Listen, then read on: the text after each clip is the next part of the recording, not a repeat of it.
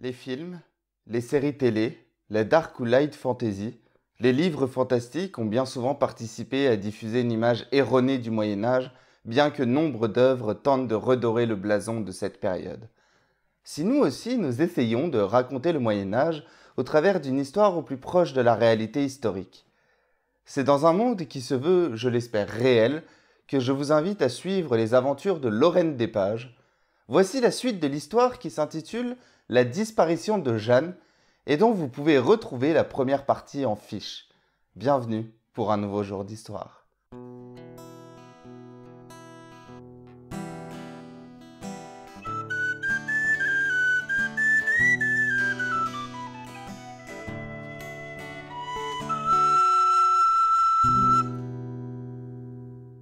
De retour au village, Lorraine Despages trouva le père Martin qui donnait la confession aux fidèles. Il pleuvait toujours. Le prêtre arborait un visage inquiet, frêle. Lorraine approcha et se mit à le questionner. « Mon père, vous semblez bien inquiet. »« Oui, mon fils, le climat ne s'adoucit pas, les récoltes de nos paysans sont maigres. L'hiver approche. Messire ne sera point content de moi et je vais me retrouver sans le sou pour assurer mon office. Qu'avons-nous fait, Seigneur ?» ?»« Justement, mon père, qu'avez-vous fait ?» interrogea brusquement Lorraine.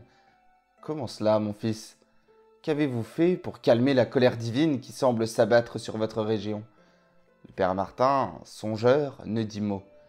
Il se mit à faire les 100 pas. Lorraine Despages le pressa de répondre à sa question. « Nous avons condamné les porcs de ce bon Robert, nous prions, les morts, les vivants, je ne vois pas ce qu'on pourrait faire de plus. » Et la petite Jeanne, le coupa Lorraine dans sa réflexion. « La petite Jeanne ? Quoi, la petite Jeanne ?» reprit le prêtre d'un air surpris. « J'ai ouï dire que vous lui reprochiez quelque chose. Que Nini, la pauvre enfant, était atteinte d'un étrange mal. Son père est venu me quérir pour trouver un remède, mais je ne suis qu'un homme de religion. J'ai sollicité l'aide de Dieu, notre Père, mais mes prières n'ont guère eu d'effet. C'est une époque de malheur et me voilà bien désappointé si moi-même je ne peux apporter de réponse à nos paysans. » « Ce mal, avez-vous pris le temps de trouver ce que cela pouvait être ?» questionna Lorraine Despages. « Un temps, j'ai cru à la peste, car la fièvre était forte chez la petite. Mais très vite, les symptômes se sont avérés être bien différents, » répondit désappointé le père Martin. « Après cela, j'ai renvoyé la petite Jeanne chez ses parents pour qu'elle s'y repose en attendant une mort probable. Jean, son père, ne voulait pas y croire, si bien qu'il est venu plusieurs fois me tenir la jambe, jusqu'à sa mystérieuse disparition. » Le chroniqueur réfléchit longuement pour finalement hocher la tête en silence. Tout cela ne l'aidait pas dans son enquête. Il s'apprêtait à poursuivre son interrogatoire lorsqu'on se mit soudain à hurler dans la petite église. Quelque chose d'horrible était arrivé à voir les chaudes larmes couler le long des joues de cette femme qui était entrée précipitamment dans le lieu. Lorraine Despages et le père Martin suivirent d'un pas rapide la femme qui les conduisit jusqu'à l'entrée de la demeure de Jean. D'extérieur, c'était une belle maison qui reflétait le statut social du paysan. Plutôt aisé, cela va sans dire. Ceci n'était pas étonnant car il était l'un des chefs de la communauté villageoise le plus respecté. Quand le père Martin franchit l'entrée de la chaumière et se retrouva dans l'unique pièce centrale, il ne put retenir un épouvantable cri. Lorraine Despages accourut puis se stoppa net à côté du prêtre. Devant lui, une scène d'horreur. Sur l'unique lit, une femme nue, éventrée, dont les entrailles reposaient sur ses genoux. Entre ces deux seins découverts, un nouveau-né difforme gisait là. De part et d'autre de la femme, le corps sans vie de deux jeunes garçons que l'on avait soigneusement égorgés. Le père Martin ne put supporter plus longtemps cet infernal spectacle et vomit dans le chaudron où mijotait ce qui devait être le repas du soir. Le sang était frais et les corps encore chauds. Lorraine Despages en conclut que l'acte avait été commis dans la matinée. À n'en pas douter, il s'agissait là du restant de la famille de Jean. Robert, le porcher, ayant été averti, arriva rapidement sur le lieu, bien qu'encore handicapé par sa jambe. Son fils et sa femme le portaient. Sans un mot, il s'effondra au sol et se mit à pleurer. Un tel massacre n'avait pas été commis dans le village depuis le passage des écorcheurs lors de la guerre dite de 100 ans. « Jean, où est-il ? Où est Jean ?» questionna Robert en levant la tête. Si c'est lui qui a commis cela, nous devons rapidement en informer le sieur, affirma le père Martin. C'est tout bonnement inconcevable. Il doit être jugé et condamné pour cet acte affreux. C'est le gibet que mérite ce gredin. Je ne crois pas qu'il en ait besoin, rétorqua Lorraine des Pages. Effectivement, le chroniqueur retrouva le corps de Jean pendu au bout d'une corde dans la grange qui juxtaposait la pièce centrale. Tout ceci est l'œuvre du malin. Seigneur, prends pitié de nous. Le prêtre se mit à prier tout en tremblant. Il semblait dépassé et ne comprenait pas ce qui lui arrivait, ce qui arrivait à sa petite paroisse dont il avait la charge. Les officiers du Seigneur qui travaillaient habituellement dans les champs avec les paysans allaient rapidement être au courant des événements et ce dernier viendrait mener l'enquête. Ne trouvant pas les responsables, c'est lui, le prêtre du village, qui devrait en payer les conséquences et répondre de tout cela devant l'évêque. La crainte le gagnait. Lorraine des Pages se mit quant à lui à chercher dans toute la maison s'il ne trouvait trace de ce qui avait bien pu se passer.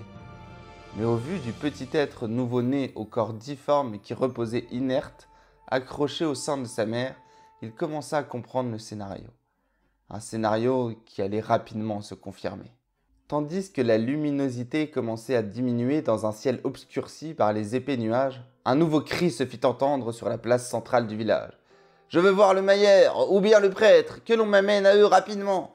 Lorraine reconnut cette voix. Il s'agissait d'Éloi le mercenaire. Que venait-il faire ici, lui qui vit habituellement caché dans les bois? Rapidement, une assemblée se constitua autour du garçon. Lorraine, Robert, toujours porté par sa femme et son fils, et le père Martin eurent bien du mal à écarter la foule. Lorsque cela fut enfin fait, les trois hommes eurent la surprise d'apercevoir une jeune enfant dans les bras du mercenaire. Celle-ci avait les yeux crevés, mais cela n'empêcha pas Robert de reconnaître la petite Jeanne, tantôt disparue. « Elle respire, mais elle est très faible, » reprit Éloi. « Vous voyez, mon père, que mes cochons n'y étaient pour rien, » dit Robert en invectivant le père Martin. « Ce n'est pas le moment, Robert, » le coupa violemment Lorraine. « Cette pluie et ce froid ne l'aideront pas. Il faut l'emmener dans un endroit chaud et sec. »« Emmenons-la dans ma demeure, j'y ai un lit plutôt confortable, » affirma le père Martin. Quelques minutes plus tard, la nuit était tombée sur la région, mais la pluie n'avait pas cessé. Le père Martin, bien trop occupé avec cette affaire, en avait oublié ses offices du soir et de faire sonner les cloches de la petite église.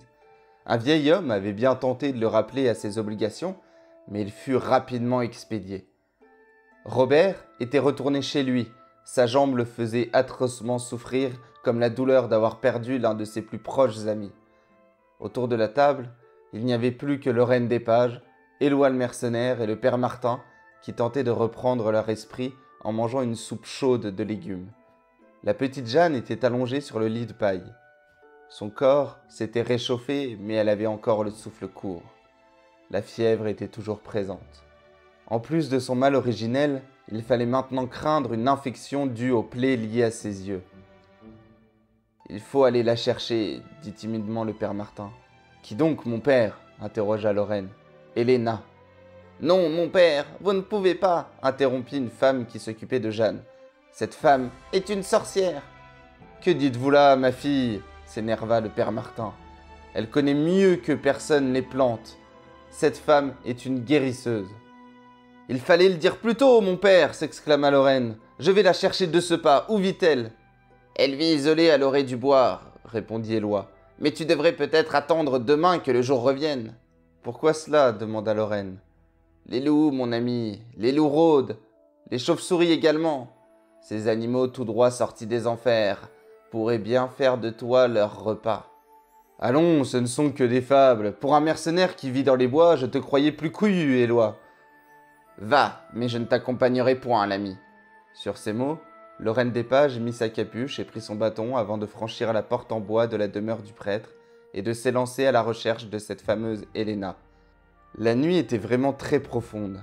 La pluie s'était estompée, mais les étoiles qui auraient pu éclairer le chemin étaient cachées par un épais manteau nuageux. C'est déterminé que le jeune homme avançait à la lumière d'une torche de fortune. Sur son chemin, il ne rencontra point d'obstacle. Il rencontra bien un loup, sans doute une louve, car des petits la suivaient. Celle-ci ne prit même pas la peine de prêter attention à cet homme seul, armé uniquement d'un bâton, qui aurait pu être un succulent repas. La louve avait passé son chemin. Lorraine ne fut même pas surpris de cette attitude, car il savait ce qui se disait sur ces animaux, mais il savait également comment ils se comportaient. Le ululement d'une chouette se fit entendre. Soudain, il aperçut une chaumière faiblement éclairée au loin. Il ne savait combien de temps il avait marché, mais cela lui semblait suffisamment éloigné pour qu'il s'agisse de la demeure d'Helena. Il s'approcha et frappa 3 coups. C'est une élégante jeune femme qui lui ouvrit la porte. Des yeux d'un violet profond, chose que Lorraine n'avait jamais vue, une longue chevelure rousse qui tombait sur une robe blanche tachée par ce qui devait être de la terre. Lorraine resta un instant bouche bée par cette authentique créature. Il se reprit rapidement en repensant à la petite Jeanne. « Désolé de vous déranger, demoiselle, mais êtes-vous bien Helena ?»« Oui, c'est moi-même. Mais que me vaut l'honneur d'une visite à cette heure tardive ?» renchérit la jeune femme. « Une enfant du village requiert votre aide de toute urgence. » Est-ce l'enfant qui requiert mon aide ou les villageois? Lorraine fut surpris de cette question. En réalité, il s'agit du père Martin qui... « Alors passez votre chemin, dit-elle d'un ton ferme avant de refermer violemment la porte. À nouveau surpris, Lorraine reprit d'une voix calme. L'enfant a les yeux crevés, son souffle est faible, son corps transpire à cause de la fièvre. Il s'agit d'une jeune fille maintenant orpheline car sa famille a été massacrée. Le chroniqueur entendit le bruit de quelques objets qui s'entrechoquaient derrière la porte, puis celle-ci se rouvrit. La jeune femme ne lança qu'un « emmenez-moi auprès d'elle » avant d'emprunter le chemin qui menait au village. Sur la route, l'ambiance était pesante. Lorraine tenta bien de poser quelques questions, mais Helena resta silencieuse, le regard fixe. Ce mystère que la jeune femme dégageait rendait curieux le jeune homme, mais il ne voulait pas insister. Ils arrivèrent tous deux rapidement au logement du père Martin. Sans un mot, Helena s'installa à proximité de la petite Jeanne. Elle l'examina sous le regard attentif de toutes les personnes présentes dans la pièce. Après lui avoir appliqué un étrange baume sur ses plaies et donné à boire un breuvage tout aussi mystérieux, Helena dit d'un ton autoritaire « Pour la fièvre, c'est la Manita muscaria. Pour les yeux, c'est la peur qui lui a fait ça. »« La peur ? Comment ça, la peur ?» interrogea le père Martin. « J'ai compris, » dit Lorraine des Pages en se levant du tabouret en bois sur lequel il était assis. Jeanne a dû manger de la Manita muscaria, un champignon hallucinogène, au détour d'un chemin en se rendant au marché avec son père. Elle en est tombée malade, peut-être même folle. Ne comprenant pas ce mal qui atteignit sa fille, Jean prit une première fois peur. Il questionna le père Martin sur un éventuel remède. Remède que le prêtre n'avait pas, si ce n'est les prières puisqu'il n'est pas guérisseur mais religieux. Le père associa cet événement avec le climat qui cause bien des ravages pour les récoltes ces derniers temps. Qu'avons-nous fait, Seigneur, pour mériter cela? Jean ne pouvait pas être satisfait de cette réponse. Sa fille devint pour lui une bouche inutile de plus à nourrir dans ces temps difficiles. La folie devait empêcher Jeanne de pouvoir travailler convenablement. Après une ultime conversation avec le père Martin, il prit la décision de lui crever les yeux et de l'envoyer mendier à la ville. Elle pourrait sans doute rapporter quelques sous car les citadins auraient pitié de cette pauvre fille à l'approche de l'hiver. Mais aveugle, la petite a pris peur et a voulu fuir. Cependant, comment pouvait-elle se repérer dans les bois? Alors qu'elle errait, très faible, elle a dû s'effondrer. Éloi l'a recueillie et l'a amenée ici. Entre-temps, la femme de Jean accoucha d'un nouveau-né, difforme. C'en était trop pour l'homme. La malédiction s'était abattue sur sa famille. Du moins le pensait-il. Il massacra les siens avant de se pendre. Tout cela parce qu'il avait peur. Peur de ne pas survivre à l'hiver qui allait arriver. Voilà qui conclut cette histoire. Helena esquissa un léger sourire.